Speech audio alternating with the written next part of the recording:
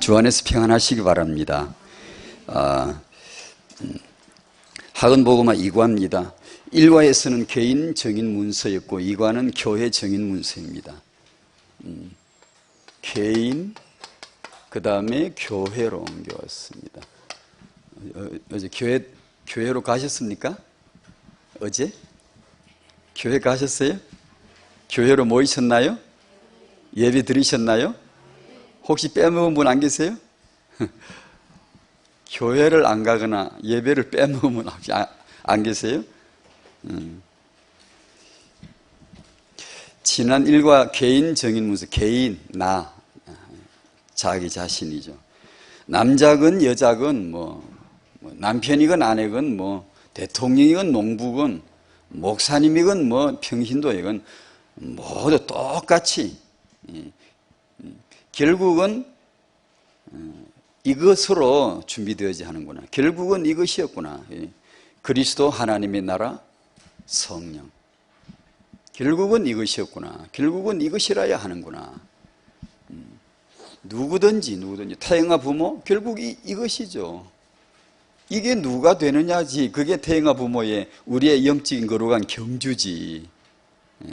뭐가 딴 게 있겠습니까?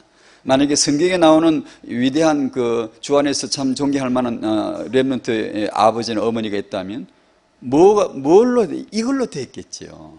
그리스도 하나님의 나라 성령 충만. 2과에서는 교회인데 여기서 1번에 모인 자에게 증거가 나타났습니다. 예언된 약속이 성취됐습니다. 전체 내용이 뭐죠? 예언된, 약속된 것, 성취됐답니다. 그게 오순절날 성령이었습니다. 오래전에 하나님이 이날에 성령 오시기로 오래전에 정해놓은 스케줄이었죠. 오순절날. 오래전부터 하나님이 딱 정해놓으신 날이죠. 그날에 하나님이 약속을 하시고 성취를 시키셨답니다. 하나님은 우리에게 무엇을 약속해 주기를 원하십니까? 무엇을 줬으면 좋겠습니까? 솔직히 허기하면 당연한 얘기지만 저는 하나님 뜻하고 제 뜻은 맞는 게 없더라고. 맞는 게 있습니까? 항상 제 생각은 빗나가지.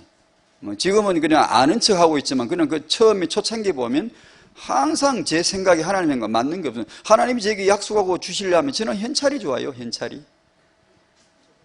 너무나 엉뚱하게도 성령을 주네요. 성령, 제에게는 현찰이 좋다니까요. 확 와닿잖아요. 현찰을 주시면 확 와닿지요. 예, 하나님 감사합니다. 할렐루야, 하나님 감사해요. 그러면 확 와닿을 텐데, 기도도 확실하게 나올 텐데, 성령을 주다는데, 이분이 보이기라도 하면 또 몰라요. 하나님이 주신 선물의 약속과 성취하신 것이 성령이래요. 성령. 아직도 다 모르겠지만 태영아 부모님에게 필요한 게 있다면 성령 충만입니다. 아직도 우리는 다 모르겠지만 결국은 나중에 깨닫겠죠. 나중에 우리는 이제 말씀을 믿으니까 말씀을 믿는 말씀으로 결론을 내면 결국은 이겁니다. 결론은 이겁니다. 성령 충만 누가 받았느냐 안 받았느냐. 왜냐하면 하나님이 주셨는데 돈을 안 주시고 집을 한 채 주면 얼마나 좋겠어요? 그런데 그런 게 아니고 성령을 주셔. 성령을요. 여러분 성령 아시나요? 어제 예배 드릴 때 성령님 계시던가요? 성령님과 함께 들으셨나요? 여러분 성령님을 가장 좋아하나요? 오늘 새벽에 일어나자마자 제일 먼저 나 성령 충만 받아야 되는데 그렇게 생각이 들었나요? 태영아 부모님 여러분, 우리가 이 후대를 시대적 렘넌트로 양육을 해서 바쳐야 되는데 뭐가 제일 생각이 나야 되나요?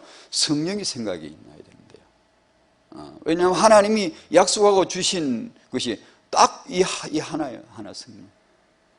그분은 그렇게 마음을 잡으신 것 같아요. 성령 주면, 성령이 임하면 다 된다고 믿었기 때문에. 다 된다고 믿었기 때문에. 근데 우리는, 제 생각은 항상 늘 그렇지만 빗나가지만 이런 것도 확실히 빗나갑니다. 제 생각은 성령이 아니고 좀 다른 게 좀 많이 이렇게 챙겨줬으면 보따리다 요거 챙겨 저거 챙겨 다 챙겨 이게 넣어줘 했는데 달랑 하나 성령 했는데 이게 무슨 감각이 있어야지. 내가 성령으로 진짜 이분을 알고 오순절 날 이 처음 있고 내가 진짜 이분을 성령을 알면은 뭐 너무 좋겠는데 때론 모르고 막연하고 막막하고 성령 인도가 뭐지?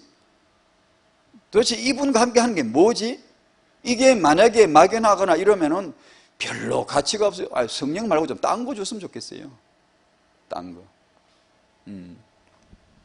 그렇다니까 이 이과에서 다루는 주제 내용이 성령입니다. 오순절 날 약속하신 이 약속이 성취됐답니다. 나한테는 성취됐는가? 나는 이것을 아는가? 타영아 부모는 이 약속과 이 성취를 아는가? 두 번째가 제가 2과에서 붙던 게 첫 번째는 성령이었고 두 번째는 기도였습니다. 1과에서도 메시지가 나올 때 혼자서 기도되는가? 혼자서 기도가 얼마나 되는가? 교회 가기 전에 준비해야 될 거 몇 가지 쭉 이렇게 나오면서 5가지 언급이 나왔고 혼자서 기도가 되는가? 1과에서부터 나온 메시지인데 기도 메시지를 많이 적기도 하고 많이 놀라운 메시지를 적었는데 제 생각은 제가 유 목사님하고 비교를 하면 저분의 그 뛰어난 머리를 못 따라하는 것 같아요. 물론 당연히 그렇겠지만 수준이 너무 높으신 것 같아요. 제가 이해하기는 금방 그냥 툭툭툭 나오는데 그걸 한참 꼬집어 봐야 돼요. 그게 간단하게 해석되는 게 수준이 굉장히 높은 기도를 말씀을 하시는데 나 같은 사람은 굉장히 많이 꼬집어 봐야 돼요. 금방 되는 게 아니란 말이에요. 그게 이제 많은 경우에 이분의 기도 메시지를 적어놓고 제일로 안 되는 게 현장에서 기도 훈련이 안 되는 것 같아요. 기도 훈련이. 이거 없죠. 예배 시간에도 기도 시간은 별로 없어요. 기도 시간 자체가 없어요. 초대교회 같으면 막 기도했겠죠. 모여서 막 기도가 막 있었겠죠. 지금 우리와는 많이 다르겠죠. 기도가 많이 있었겠죠. 그리고 사도들의 말씀이 있고요. 근데 지금은 기도가 현저히 없다는 거죠. 기도 하나 있긴 있는데 묵도예요. 묵도 제일 예배 순서 제일 첫 번째 묵도가 있잖아요. 묵도가 있긴 있는데 땡 하면 끝나버려요. 가장 깊은 기도가 사실 묵도인데 이것이 예배 순서를 지금 그렇게 우리가 하다 보니까 그렇게 안 할 수도 없고요. 제가 그걸 비판하는 게 아니고요. 묵도는 정말 그 묵상과 묵도는 정말 기도 중에 기도거든요. 가장 능력 있는 기도인데 예배 시간에 묵도는 그냥 땡하면 그걸로 사회자가 땡하면 그걸로 그냥 끝나버리는 거예요. 이게 성도님들이 과연 묵도가 될까? 그러니 제 생각에 이 순서를 제가 비판하는 거 아니에요. 당연히 그렇게 하면서도 생각을 해보는 거예요. 진짜 묵도가 되게 하는 방법은 없을까? 성도님들이 예배 시간에 만약에 그 시간에 쫓겨 허겁지겁 온다. 이게 만약에 그러신다면 그걸 고치셔야 됩니다. 빨리 고치셔야 됩니다. 당신이 정말로 예배를 드리려면은 그걸 고치셔야 됩니다. 예의를 갖춰야 됩니다. 정확하게 예배는 지식이 필요합니다. 아무렇게나 닥친 대로 하는 게 아니잖아요. 그러니까 그 중에 하나가 이 묵도를 제일 첫 번째 묵도가 딱 나오는데 일찌감치 여유가 없으면 묵도 안 나옵니다. 묵상, 여유 없는 사람은 전혀 안 됩니다. 출근 시간에 허겁지겁 슬라이딩처럼 계속 그러고 그 묵도가 어디 나옵니까? 어떻게 묵도가 나오겠습니까? 묵도는 정말 깊은 겁니다. 여유 있어야 되고 집중되어야만 나오는 게 묵도입니다. 근데 예배 시간에 좀 일찍 서둘러서 시간을 충분히 여유 있게 와가지고 여기서 하나님이 이날 주실 본문의 말씀이나 이미 주셨던 말씀을 여러 번 반복해서 묵독을 하시고 암송을 되면 암송으로 하시고 아니면 눈으로 읽으시고 그 말씀에 주의를 딱 집중하고 성령님이 계시다잖아요. 그러면 성령님은 형체가 아니시기 때문에 정말 믿음이 필요합니다. 믿음으로만 만져지는 겁니다. 믿음으로만. 그러면 우리가 이분에게 집중하고 삼일체 하나님께 집중하고 조용히 묵도를 이미 하고 있어야지. 그 땡 할 때 이미 묵도가 있어야지. 만약에 묵도가 되지 않고 땡 들어가면 아마 그분의 그날 예배는 막 끝까지 제대로 안 들어갈 못 들어갈 거라고 생각해요. 묵도가 이미 쫙 돼 있어야죠. 딱 이렇게 묵상이 돼 있어야죠. 하나님 앞에 간절히 사모하는, 겸손히 순종하는 믿음을 고백하며 오늘 이 예배에 내 모든 인생이 담겨 있음을 고백하고 깊이 묵도가 돼 있어야 안 되겠습니까? 만약에 소란스럽고 내 상태가 막 소요가 되고 막 이렇게 막 분란스럽고 막 급하고 막 결코 묵도는 안 나옵니다. 결코 묵도가 안 나요. 묵도가 안 나오면 어떻게 그날 예배를 끝까지 예배 속에 들어갈 수 있을까? 쉽거든요. 기도 중에 기도가 묵도 아닙니까? 묵상 아닙니까? 다윗은 이 기도를 너무 잘했나 봐요. 어떤 난리를 쳐도 이미 이 묵도할 여유는 있어요. 다윗에게 묵상할 수 있는 여유는 있었다고요. 그래서 거기서 나오는 시편이었죠.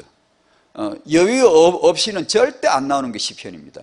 찬송시, 우리가 찬송을 그냥 부르지만 마음에 묵도되지 않고 여유 없을 때 찬송, 그건 거의 찬송이 아닐 겁니다. 그거는 그냥 노래 그냥 따라 부른 것이죠. 정말로 묵도된 가운데 부르지 못할 겁니다. 그러니까 우리가 찬송을 불러도 찬송 따로 내 따로죠. 하나님의 감정 따로, 찬송은 하나님의 감정입니다. 하나님이 주신 감정입니다. 근데 그 감정 따로 내 감정 따로 그냥 별로 이렇게 섞인 적도 별로 없고 그렇게 늘 부르면 찬송을 아무리 불러도 하나님의 그 나라 속에 성령의 역사 속에 들어갈 리가 없고 그 예배 속에 우리가 못 들어가면 그날 예배를 드리고 났는데 내 삶에 관여하신 하나님이 안 보여. 뭘 어떻게 했지? 하나님 도대체 내 삶에 살아계시다는 게 무슨 뜻이지? 거의 알 수가 없어요. 그리고 이 기도가 교회 가기 전에 이미 교회 좀 일찍 와서 묵도가 이미 쫙 돼. 근데 사회자가 땡 하면 이미 묵도가 다 돼 있어야죠.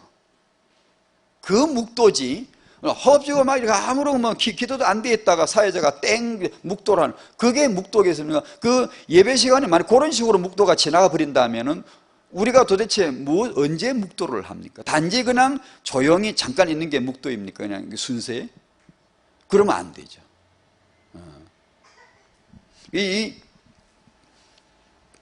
태영아 부모님들이 예배를 준비하시고 아이와 함께 예배를 드릴 수 있도록 기도를 많이 하셔야 안 되겠습니까? 이 아이도 예배가 되게 해달라고, 성령께서 다스려 달라고, 예배가 되게 해달라고. 하나님의 영이 아이에게, 사무엘에게, 다윗에게, 삼손에게 어릴 때 하나님의 영이 역사하셨다 그러는데 이 아이에게도 영이 역사해 주십시오. 이 아이도 예배가 되게 해 주십시오. 아이가 유별나게 예배 시간에 돌아다니거나 빽빽대거나 이러면은 기도를 많이 해야죠. 많이 해줘야죠. 그게 간절하게 기도해야 안 되겠습니까? 이 묵도가 생각이 나서 좀 정해봤는데 묵도가 안 되면 그냥 늘 소요 속에 삽니다. 소란 속에. 내 마음의 영혼의 방이 그냥 다 뜯기고 찢어지고 문짝 다 날아가고 그냥 들리는 대로 바람 부는 대로 세상 드라마 얘기 들어오는 대로 친구들 얘기하는 대로 다 들락거리고 이게 묵도가 안 돼요, 사람이. 예. 그러면 예배가 날아가는 거예요. 교회는 너무나 이 귀한 교회 갈 때 준비하라. 이과에서 나왔어요. 교회 가기 전에 준비하라. 예배 들어갈 때 준비하라. 그 중에 기도로 준비해야 되겠죠. 그런 생각을 좀 해봤습니다. 태영아 부모님에게 기도가 되어지는 축복이기 바랍니다. 오늘 사무엘상 1장 태영아 메시지 같이 나누겠습니다. 1절에서 11절까지 엘가나와 한나 그 유명한 성경의 인물들입니다만 사무엘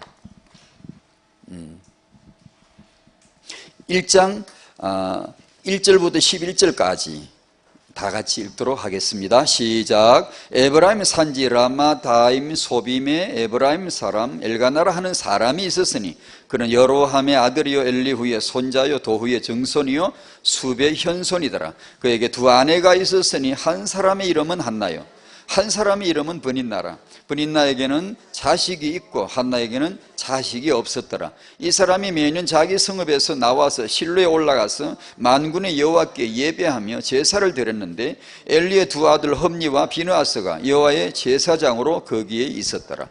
엘가나가 제사를 드리는 날에는 제물의 분깃을 그의 아내 브닌나와 그의 모든 자녀에게 주고 한나에게는 갑절을 주니 이는 그를 사랑함이라. 그러나 여호와께서 그에게 임신하지 못하게 하시니 여호와께서 그에게 임신하지 못하게 하심으로 그의 적수인 브닌나가 그를 심히 격분하게 하여 괴롭게 하라. 매년 한나가 여호와의 집에 올라갈 때마다 남편이 그같이 하며 브닌나가 그를 격분시키므로 그가 울고 먹지 아니하니 그의 남편 엘가나가 그에게 이르되 한나여 어찌하여 울며 어찌하여 먹지 아니하며 어찌하여 그대의 마음이 슬프냐? 내가 그대에게 열 아들보다 낫지 아니하냐 하니라. 그들이 실로에서 먹고 마신 후에 한나가 일어나니 그때의 제사장 엘리는 여호와의 전 문설주 곁 의자에 앉아 있었더라. 한나가 마음이 괴로워서 여호와께 기도하고 통곡하며 서원하여 이르되 만군의 여호와여 만일 주의 여종의 고통을 돌보시고 나를 기억하사 주의 여종을 잊지 아니하시고 주의 여종에게 아들을 주시면 내가 그의 평생의 그를 여호와께 드리고 삭도를 그의 머리에 대지 아니하겠나이다. 아멘.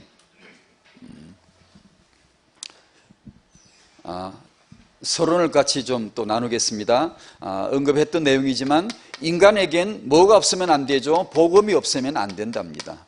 왜 그렇죠? 죄인이기 때문이죠. 죄는 스스로 해결을 못합니다. 대속받아야 됩니다. 왜냐? 인간은 다 죄인이고 인간이 하는 건 다 죄의 행동일 뿐입니다. 종교, 죄의 행동입니다. 그것은 그냥 일반적으로 말하면 참 좋은 윤리지만 이런 복음 하나님의 이 상태 앞에서 보면 그건 죄의 행동일 뿐입니다. 죄를 피해가는, 죄의 속죄를 피해가는 행동일 뿐입니다. 인간은 죄인이기 때문에 이것은 반드시 대속받아야 될, 예수님의 십자가의 피로서만이 대속받을 수 있고 그 예수를 믿음으로서만이 인간은 죄에서 구원을 받을 수 있습니다. 저도 그걸 몰랐는데 믿고 알았습니다. 하나님이 증거가 참되다는 걸 알았습니다. 안 그러면 지옥 갑니다. 아무리 내 인생에 이게 없으면 안 돼, 저게 없으면 안 돼, 뭐 별걸 다 얘기해도 틀린 겁니다. 현실을 아직 몰라. 우리가 하나님을 떠난 상태는 항상 이 빗나가는 거 있죠. 뭐 이게 있으면 되고 저게 있으면 되고 많이 뭐 배워가지고 돈 잘 벌고 잘 살면 되는 줄 알죠. 그 날이 닥치면, 그 날이 마지막 날이 오거나 주님 앞에 가거나 내 인생에 중요한 위기가 닥치면 그런 게 아님을 그때 늦게 깨닫죠. 내 인생의 현실은, 내 상태는 죄의 상태이고 내가 필요한 것은 그런 것들이 아니었구나, 죄 문제 해결해야 되는 것이구나, 그때 알겠죠. 성령으로 감동되면 하나님이 압력을 받습니다. 하나님이 압력을 넣습니다. 무슨 압력이죠? 내가 죄인이야, 죄인.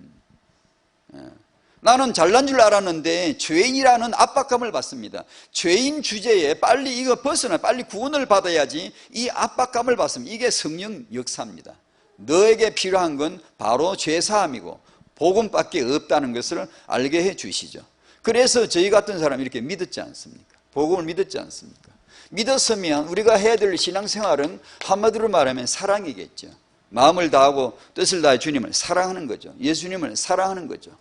얼마 전에 뉴스 보니까 어떤 남자가 결혼을 했는데, 결혼은 해놓고는 글쎄 다른 여자하고 뭐 1년에 몇천 통의 통화를 주고받고 몇천 통의 통화를 해도, 그래 그게 발각이 돼가지고 이혼 소송을 당했다는 그런 희한한 얘기가 있더라고요. 그걸 보다가 퍼뜩 생각이 나기를, 나도 안 그런가 싶어요.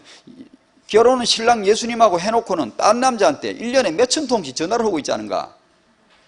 우리 생각이 우리 맨날 생각이 돌아가는 게 뭐 이렇게 세상 얘기, 무슨 뭐 문화 얘기, 뭐 이렇게 뭐 TV 보고 그런 거, 그래서 1년에 몇천 통씩 다른 남자하고 다른 거하고 계속 이렇게 그런 생각하고 혹시 있지 않는가 싶은 생각이 들더라니까요.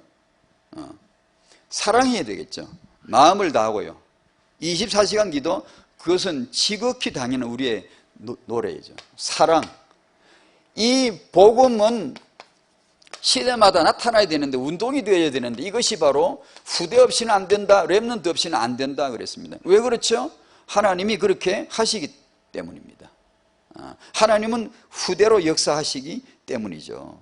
하나님이 늘 후대를 앞세우시고 역사하시기 때문이죠. 그래서 렘넌트 7명, 그래서 모세, 다윗. 하나님은 골리앗하고 상대하지 않습니다. 정말로 그거는 상대거리가 안 되는 거죠. 상대할 수 있는 다윗이 등장할 때 다윗과 함께 하는 거죠. 모세와 바로가 이 맞상대하게 해놓고 하나님이 모세와 함께 하는 것이죠. 언제나. 그래서 이 시대마다 필요가 렘넌트라는 것입니다. 3번의 이 렘넌트 운동은, 이 후대는 태어나라고 하는 출발이 아니면 안 된다는 거예요. 왜냐하면 그건 상식이니까. 다 태어나야 되고 생육해야 되고 길러줘야 되고. 그런데 이 자녀를, 이 태영아가, 이 후대가 회복되기 위해서 필요한 밭을 가꾸는데, 그 밭이 바로 청년과 부부와 부모와 조부모라고 했습니다. 이 밭이 잘 가꾸어지면 소출은 튼실하게 나오는 거죠. 많이 나오고 튼실하게 나오는 거죠. 후대들이 축복을 받을 수밖에 없죠.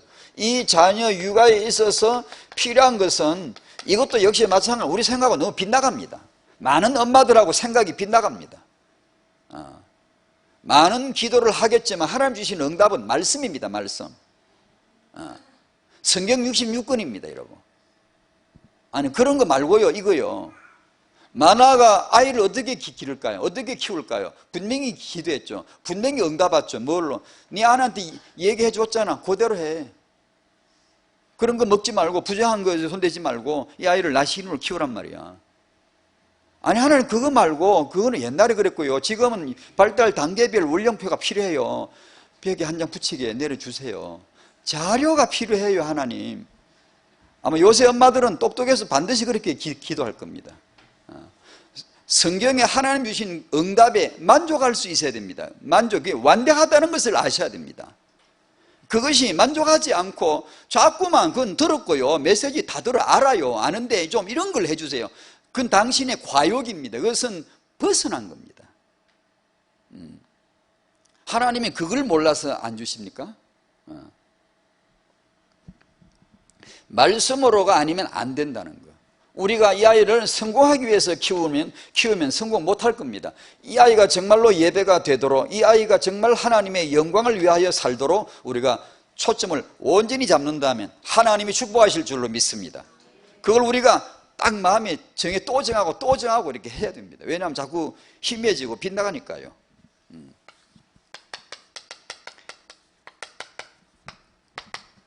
재앙시대입니다. 이 세상은 그 자체가 재앙입니다. 쓰나미 올 것도 없고 와도 되고 안 와도 되고 그건 아무 상관이 없습니다. 이미 재앙입니다. 하나님의 아들을 믿지 아니하는 자, 독생자 이름을 믿지 아니함으로 벌써 심판을 받았느니라. 이미 심판을 받은 겁니다. 불신앙. 우리는 이미 복 받았습니다. 왜요? 예수 믿지 않습니까? 성령께서 감동하시면 예수 믿는 게 다야, 그게 다 큰 모든 복이야 라는 게 믿어지고요. 성령 역사 안 하고 인본주의 역사하면, 세상령이 역사하면요, 이거 예사로 얘기해. 이 믿는 게 그거는 그냥 믿는 거고, 하나님. 자꾸 뭐가 나와요. 그게 타락입니다, 여러분.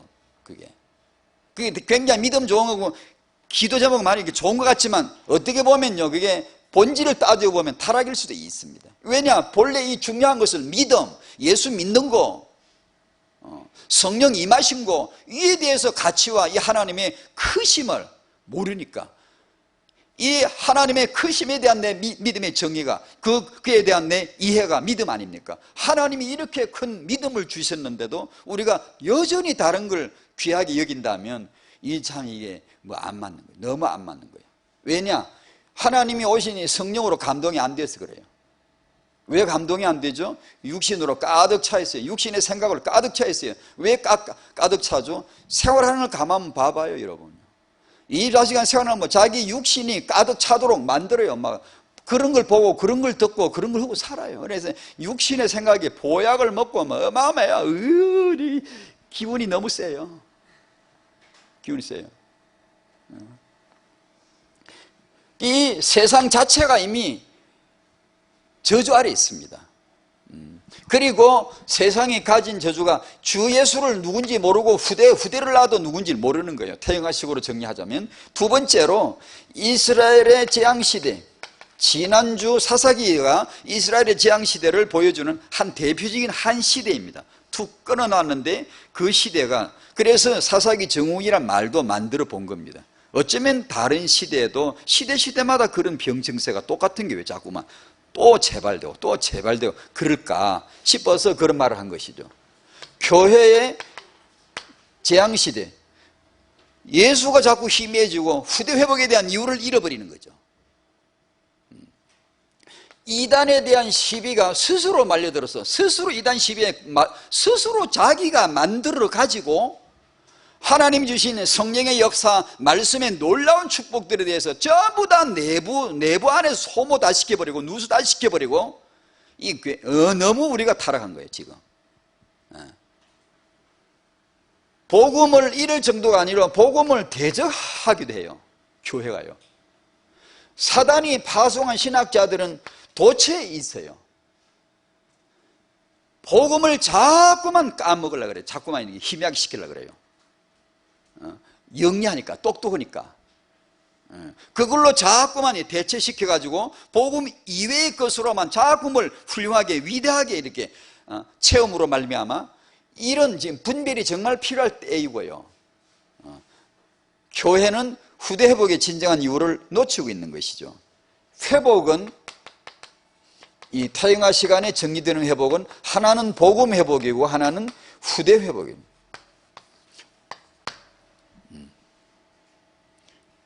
주 예수 그리스도 그 은혜 성령으로 말미암아 주님만이, 예수님만이, 육신으로 오신 그분만이, 십자가에 지시고 피 흘리시고 사흘 만에 부활하신 예수만이 그리스도이심을 믿읍시다. 그 예수 안에 내 인생의 모든 답이 다 있음을 믿으시기 바랍니다. 믿어봅시다. 믿어봐요. 하나님의 이 말씀을 믿어봐요. 그래야 우리가 이단 시비 할 것도 없고 말려들 필요도 없고요. 복음이 희미해지려고 그러면은 어찌하든지 예수 이름, 그 예수 그리스도의 복음 되심을 붙들려고 하고 거기에 순종하려고 우리가 해야 되죠. 이 축복이 타영아 부모들에게 꼭 있으시기 바랍니다. 정말 이 은혜를 누리셔야 됩니다. 그래야 타영아 부모가 바르게 나아가지. 안 그러면 내 맨날 생각이 들어요. 안 그러면 빗나가요. 빗나가게 돼 있어요. 왜냐하면 이 자식은 이 땅에서 가장 매력 덩어리이기 때문에 사단이 반드시 그걸 통해 우상 역사합니다. 안 할 수가 없어요. 당연히 하지. 당연히 하지. 2번, 후대로 이어진 역사입니다. 오늘 본문에서 읽었죠. 대강 정리합니다. 첫 번째, 이 2번에서 주목한 한 인물이 여성입니다. 하나님을 위하여 예비된 여성, 남편에게 배필인데 하나님에 의해서 도구입니다. 남편을 위한 배필이지만 따지고 보면 실상은 하나님의 도구입니다. 도구로서의 남편에게 배필이 되라는 거죠. 주일날 아침에 기도집에 성경 읽기표 따라 읽었는데 고린도전서 11장 12장 나오더라고요. 그게 남자 여자 그리스도 쫙 알고 있는 말씀이지만 너무 또 읽을 때마다 새롭게 돼요. 여자의 출발은 배필입니다. 남자를 위하여 지원받았어요. 여러분, 남자를 위하시기 바랍니다. 여자 여러분, 남자를 위하시기 바랍니다. 남편을 위하시기 바랍니다. 대답하는 거 보면 기분 나쁜 모양인데요. 그럼 남자로 태어나지. 내가 여자 할게 그러면. 남자를 위하여 만들어졌다는 걸 잊으면 안 돼요. 진짜입니다. 성경 읽어봐요. 그럴 때 당신은 행복할 겁니다. 아무리 별걸 다 성취해도 배필로서 만약에 그 일에 안 맞는다면 여성은 행복을 누리지 못하게 돼 있어요. 왜 이렇게 자신 있게 말하냐? 하나님이 그래 지었다는데 어쩔라요. 남자는 그리스도, 남자의 영광은 그리스도입니다. 그 머리는 그리스도입니다. 그것이 조합이 잘 맞도록 이렇게 맞아 들어가도록 하신 것이죠. 그래서 여성을 지으시고 남자로 하여금 여자 이름을 짓도록 하신 것이죠. 2번, 마노아와 그 아내 땡땡땡. 그리고 오늘 본문에 나오는 엘가나와 그 아내 한나 등장합니다. 마노아의 그 아내는 삭도를 그의 머리 위에 대지 마라 라고 하는 말씀을 받은 여자이고, 한나는 삭도를 그의 머리에 대지 않겠습니다 서원한 여자이고요. 기도죠, 기도. 말씀 받으시는 엄마, 기도하는 엄마 되시기 바랍니다. 정말입니다, 정말입니다. 말씀 받는 엄마, 주일날 예배 오시면 말씀 받으시기 바랍니다. 받으려면 묵도부터 잘해야 돼요. 묵도는 기독교의 기도의 본질은 가장 능력이 묵도입니다. 묵도. 원래 조용한 겁니다. 저기 오니까요, 여기에 보니까 이게 불교 신자 같은데 무슨 시를 써놨더라고요. 마음을 비움, 고요함. 그거는 정적주의, 콰이트니즘, 정적주의고요. 마음을 비우는, 우리는 조용히 묵도하는 게, 조용하게 묵상하는 게 마음을 비우는 게 아니고요, 하나님으로 채우는 겁니다. 가장 능력 있는 행위입니다, 그게. 온갖 하나님의 언약으로 채우는 거고, 성삼일체 하나님으로 채우는 거고, 주님의 은혜를 채우는 거고, 아버지 사랑, 예수의 은혜, 십자가 은혜, 성령의 현존하시는 역사를 삼각을 통해 온동이 집중해 채우는 겁니다. 그게 묵도입니다. 그게 우리가 말하는 침묵입니다. 단지 그냥 조용히 있고 비우는 게 아닙니다. 그래서 그런 가운데서 하나님의 말씀 받을 준비를 하셔야지요. 말씀 못 받으면 죽습니다, 여러분. 한 일주일 굶어 보세요. 살만한가? 1년 내내 말씀 안 받고 사는 사람 있거든요. 그럼 우리가 예배 시간에 왔는데 말씀 다 받습니까? 아닙니다, 여러분. 진짜 묵도부터 잘해야 됩니다. 하늘의 양식을 부어주실 텐데 내 영혼이 입을 열고 손을 펴고 사마음으로 순종함으로 주여 순종하겠습니다, 믿음으로 먹고 순종으로 먹는 거거든요. 단마음으로 순종이 탁 붙어 나와요. 순종하겠습니다, 예예. 단마음이, 단심이 안 나오면 어떻게 해야 되나? 단심, 여러분 마음이 겸손하다, 내가 생각해도 참 단마음이 돼. 굉장히 듣기 좋고 굉장히 주여 교회가 기쁘고 말씀이 기쁘고 감사합니다, 이런 마음이 안 되면 밥은 왜 먹겠어? 그냥 밥은 먹어 뭐 하겠어? 그냥. 저는 금식을 많이 하고 이런 신앙 스타일로 안 자랐습니다. 사실은 제가 그런 그 스타일이 아니었습니다. 하지만 이제 신앙생활을 해나가면서 가만 생각해 보니까 그럴 때는 금식을 하는 게 제일 좋겠다 싶어요. 아니 지금 말씀도 못 먹는데, 말씀을 내 말이 영이요 생명이니라, 살리는 것은 영이요 육은 무익하니라, 내가 너에게 이런 말이 영이요 생명이니라, 이 말씀 먹으면 사는데 이 말씀이 안 먹힌다, 순종할 마음이 없다, 기쁨이 없다. 만약에 그렇다면 바로 적시로 뭔가 조치를 들어가야 되죠. 입맛을 찾아 회복해야 되죠. 입맛을요. 그래 말씀을 받으셔야죠.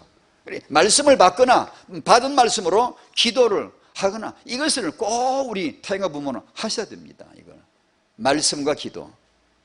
한나의 처지를 읽으신 대로 간단하게 좀 펼쳐보면, 첫 번째로 여호와께서 한나의 태를 닫으시고 그랬어요. 그 다음에 버닌나죠. 적수 버닌나는 자기는 아이를 낳고 아이를 못 낳는 한나를 그냥 계속 괴롭히는, 자기 남편은 자기보다 더 이 한나를 더 사랑하니까 저라도 기분이 나쁘죠. 그건 인간적으로 이해를 하는데, 한나를 계속 조롱하니까, 놀리니까, 욕을 하니까 격분이 되어가지고 미치겠단 말이죠. 게다가 남편은 아내를 사랑하긴 하는데, 신앙 좋아, 예배하고 신앙은 좋은데 이런 환경, 이런 아내의 마음의 속사정을 이해를 못 해주는 거. 어찌하여 슬프냐, 어찌하여 안 먹냐, 왜 안 먹냐, 참 이상하다, 왜 그러냐, 자꾸 이러는 거죠. 읽었잖아 아까요. 혹시 그런 분 안 계세요? 남편이 알아주기를 하나, 옆에 이상한 또 꼴통 같은 적수가 있어가 맨날 마음을 긁어놓아. 그냥 마음을 뒤집어 놓는 게 뭐 옆에 어디 집에 있던가, 아니면 직장에 있던가, 어디 동네에 있던가, 아니면 새끼가 그냥 그냥 속을 썩인다든가. 하나님은 들어주는 게 없는 것 같고. 그런 분 혹시 안 계세요? 원통하고 억울하고 깝깝하고 분나고 승질나고 아주 그냥 지금 그래 지금요 한나가. 그런데 참 놀랍죠. 참 봐보세요. 한나가 그때 뭐 하나. 대부분 우리는 성질 부리죠. 짜증내죠. 어제 하루 종일 짜증 몇 번 냈게? 안 헤아려 봤지요? 많이 냅니다.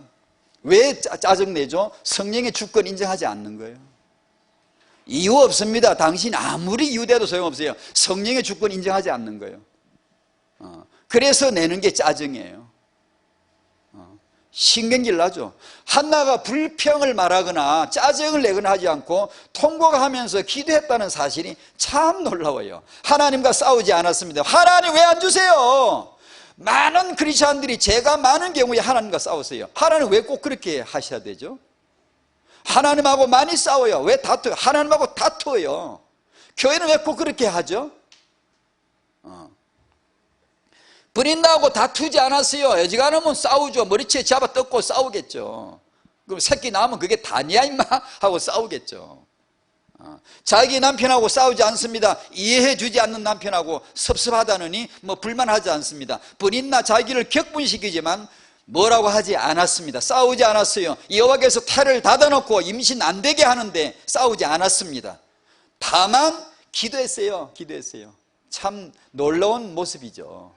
참 착했나 봐요. 신앙이 참 착한 분이었나 봐요. 하나님 앞에 통곡하면서 기도했습니다. 격분될수록 누가 이해하지 안 해줄수록 기도하시기 바랍니다. 기도. 정말입니다. 우리는 기도해야 돼요. 기도해야 돼요. 그러면서 한나가 구한 게 아들입니다. 여호와여 아들을 주십시오. 삭도를 그의 머리 위에 대지 않겠습니다.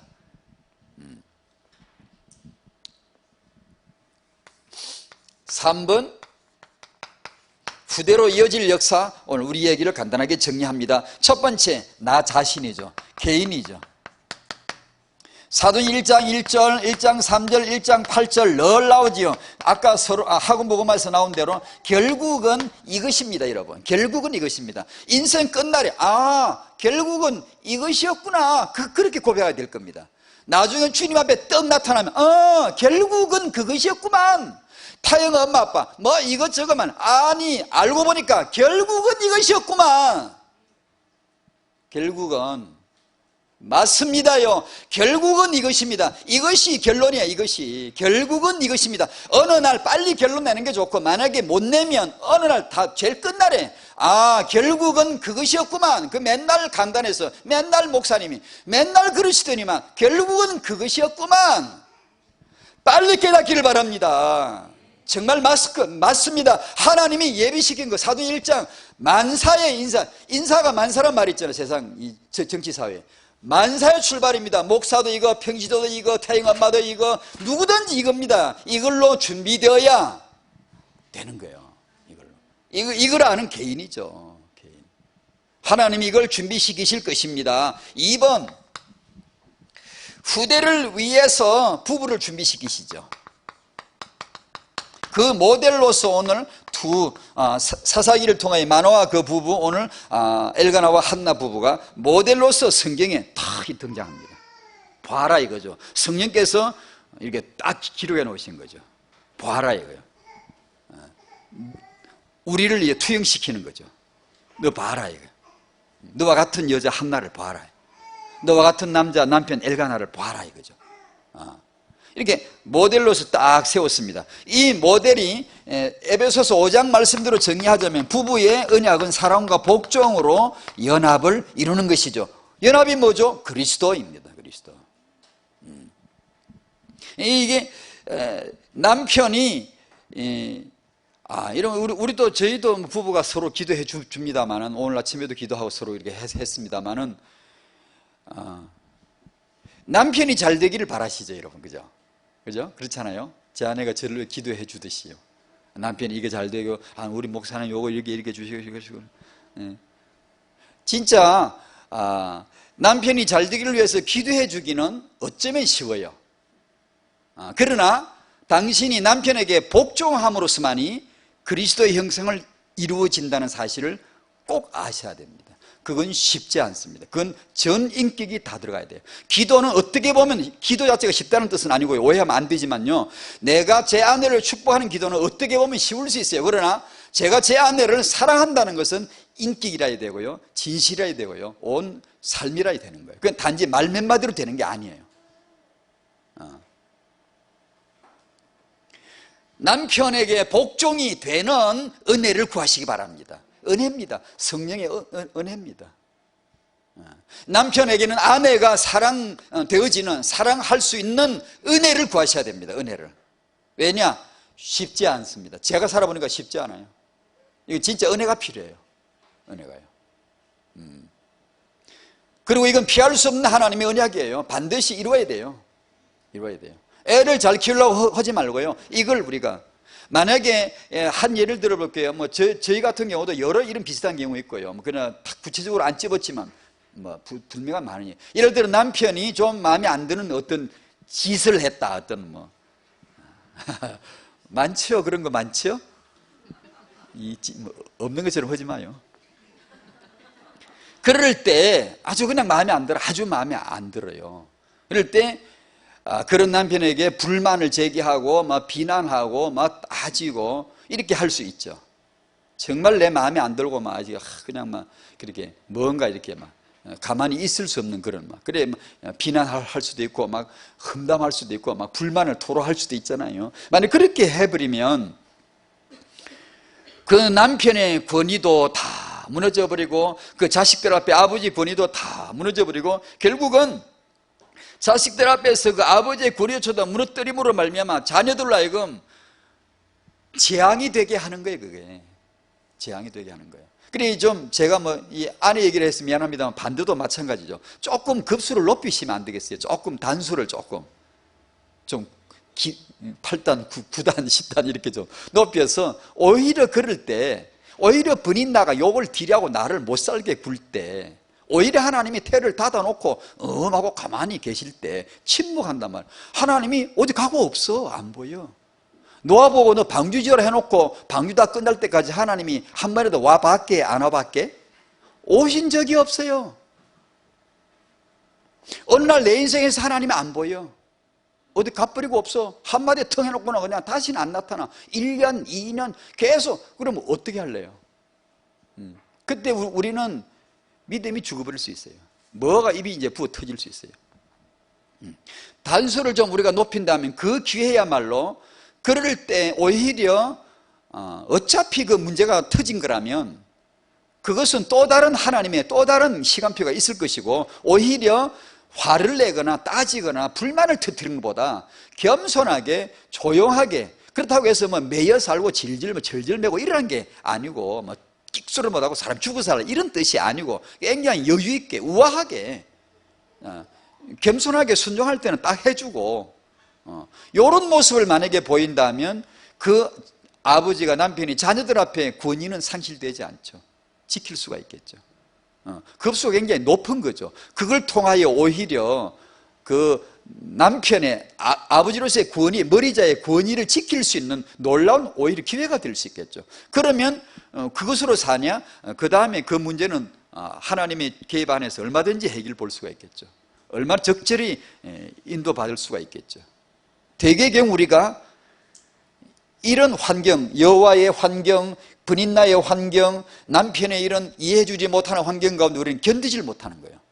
그러니까 화를 내고 따지고 이렇게 함으로써 그 남편의 권위를 다 무너뜨려버리고, 자식은 아버지 말 안 들으면 어쩔래요? 아버지는 무서워해야 돼요. 아버지는 두려워하는 마지막 권위가 되어가지고, 아버지가 하면 그래도 복종해야 되는데, 만약에 그렇게 엄마가 남편에 대해서 그렇게 막 비난해버리고 막 불만을 터뜨려버리면은 남편의 권위가 없어져버리고 자식이 아버지 말 안 들으면 어떻게 될까요? 자식을 저주하는 거죠. 재앙이죠, 재앙. 그런 단수를 좀 가졌으면 좋겠다는 거죠. 그게 배필이란 말이에요. 배필. 하기 싫어요? 3번 후대를 위해 부르짖어 기도합시다. 네. 한나가 마음이 괴로워서, 우리 이때 낙심 많이 하죠. 낭망하죠. 불만하죠. 그런데 여호와께 기도하고 통곡하여 예레미야 2장 19절 초전에 일어나 부르짖을지어다. 네 마음을 주의 얼굴 앞에 물쏟듯 할지어다. 부르짖으시기 바랍니다. 마음을 물쏟듯 하시기 바랍니다. 묵도할 때 그게 나와야 돼요. 묵도할 때 꼭 그렇게 하세요. 아이를 데리고 일찍 오세요. 예배 시간에 주일날 와가지고 묵도할 때 이미 그걸 해야 돼요. 마음을 물쏟듯 쏟아놔야 돼. 하나님 앞에. 왜냐? 하나님 앞에 그렇게 안 하면 말씀 양식 못 받고요, 예배 속에 못 들어가고요, 그러면 내 삶은 황폐해져 버리고요. 다른 원리는 없잖아요. 그러니까 이런 기도를 우리가 부모님이 하실 수 있도록 하나님께서 더 크고 강한 미래 후대 렘넌트 군대를 일으키실 줄로 믿습니다. 그렇게 하셔야 돼요. 하나님이 그렇게 하시는 분이에요. 부부 다툼의 문제,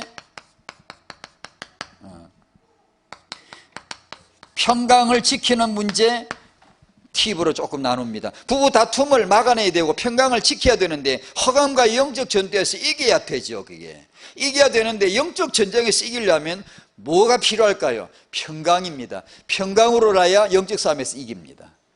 떨거나 두려워하거나 혼란서거나 소요 속에, 혼란 속에 마음이 흔들려 버리면 진 겁니다. 이미 사단의 공격이 이미 잡힌 겁니다.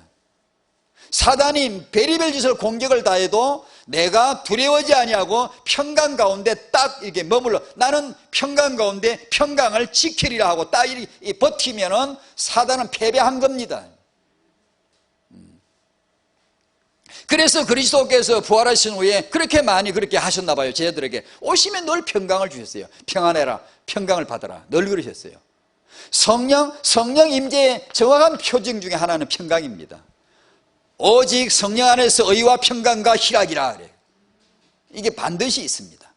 그래, 저희 같은 사역자, 섬기는 자, 교사, 타영 엄마 아빠 반드시 평강 필요해요. 평강이 있어야 지혜가 떠오르고요, 말씀이 언약이 되고요, 이렇게 잡히지. 평강 잃어버리면 영적 전쟁이 진 거라니까요. 아니 남편이 하는 말에 부인다가 하는 말에 뚜껑 열리고 화가 나고 그냥 계속 이게 불만이 나고 불평 나고 이미 져버린 거예요. 이미. 그래, 이 평강을 어떤 일이 닥칠 때, 어려움이 올 때 화를 내는 건 우리 육신이잖아요. 인지상정같이 화를 내고 감정이 업다운되고 막 이런저런 반응이 나타나, 결코 승리가 안 돼요. 저도 많이 그렇게 살아봤어요. 결코 이건 성령 역사 아니고요, 결코 하나님의 나라 아니고요, 결코 이건 내가 머물 자리가 아니에요. 그건요 안 돼요. 그러면 안 돼. 절대로 안 돼. 꼬여, 또 꼬여, 또 꼬여요. 그것만 반드시. 그래서 무슨 일이 터지면, 무슨 일이건 사안이건 남편 문제건 아이들 문제건 무슨 일이든 터지면은, 출애굽기 14장 12절 기억합시다. 뭐라 그러죠? 뒤에는 애국 군대가 들미를 잡으려고 그래요. 지금 목숨이 아주 경각간에 달렸어요. 죽을 수 있어. 그만 앞에는 홍해 바다예요. 어떻게 해볼 수가 없어요. 그런 인생 몇 번 경험하죠. 저도 했어요. 진짜 있어요. 그런 거요. 근데 그때 어떻게 해야 되죠? 참 이건 진짜로 진짜 은혜가 필요해요. 하나님 그때 부르짖을 때 하나님이 놀라운 응답을 주실 줄 알지. 참 냉정한 응답이, 어떻게 보면 우리 인간적으로 말하면 냉정한 응답이에요. 정말 믿음이 아니면 도무지 이해할 수 없는 응답을 주십니다. 우리가 기대하는 응답은 정말 다른 거죠. 그런 위기에서 하나님이 뭔가를 보여줘야지, 뭔가를 건지고 뭔가를 이렇게 해주셔야지. 하신다는 말씀이 글쎄 속 편하게 하나님 뭐라고 하냐, 가만히 있어. 그 어찌 가만히 있냐고. 지금 애국 군대가 칼날이 목에 와닿고 앞에는 홍해, 도무지 길이 없는데 어찌게 하나님이 하신다는 말씀이 있는 게 겨우요? 가만히 있으래 그냥. 야, 이거 어떻게 깨닫죠? 진짜 어려워요. 그러니까 하나님이란 분이 누군가에 대한 그분의 존재 자체에 대한 믿음이 한 번은 땅이 들어왔어야 돼. 하나님은 계셔.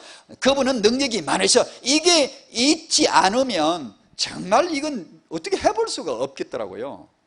너무나 두려운데 지금. 두려운데 두려우지 마라.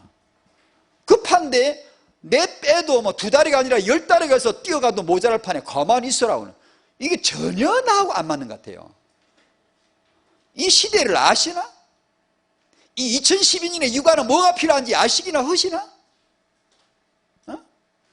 도대체 하나님이 응답 주시는 걸로 보면 도무지 이 시대를 모르는 것 같고 내 상황을 모르시는 것 같아요. 그 하나님의 응답은 이거예요. 두려워하지 마라. 가만히 있으라는 거예요. 가만히 있으라는 뭐예요? 평강을 잃지 말고 확신 가지고 2다리 딱 뻗고 딱 서라는 거예요. 딱 서.